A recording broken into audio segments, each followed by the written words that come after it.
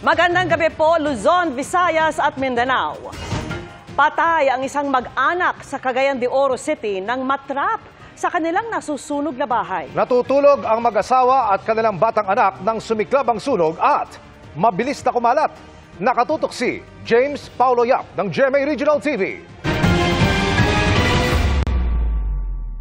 Pasado alas 11 kagabi nang makuhanan ng CCTV ang pagsiklab ng apoy sa isang bahay sa Barangay Gusa sa Cagayan de Oro City.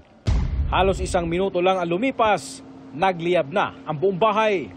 Sa bilis ng pagkalat ng apoy, hindi na nakalabas ang nakatirang mag-asawa at kanilang anak na babae. Wala sila ko kaya tangkan mo na susulod daw. Ilang magkalakan nilang balay kung kumukuha sila ng gabi na. Ginatangkahan nila. Tangkahan nila. Pero wala sila sa taas na tulog. Wala, di ara sa sulod. Hindi rin siya na may katry nila sa kilid. Pero ang taas, dili na Adi naman sa kanta siya gabok naman. Gabok na mga kahoy. Ayon sa Bureau of Fire Protection, Lapasan Fire Station, bukod sa gawa sa light materials ang ibabaw na bahagi ng bahay, may mga nakaimbak ding tela dahil sastre ang padre di pamilya.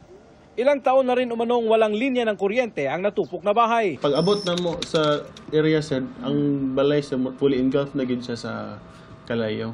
Kay since gabi nahitabo, late gid ang call na na-receive na mo. Pagkatapos ng sunog, na-recover ng BFP malapit sa pinto ang labi ng 40 years old na ina, 60 years old na ama, at ang 13 years old nilang anak. Inaalam pa ng BFP ang posibleng sanhi ng sunog. Nagtanaw mi didto na amang gyapon sila atong makina nga di motor. So unsa ang ilahang source of electricity gyapon ato kay electricity driven man to na tong pagtahi since Taylor ang negosyo ani ni katong namatay, tailoring. And then number 2 ana is kanang luto since napon mi nakita na LPG didto sa sulod.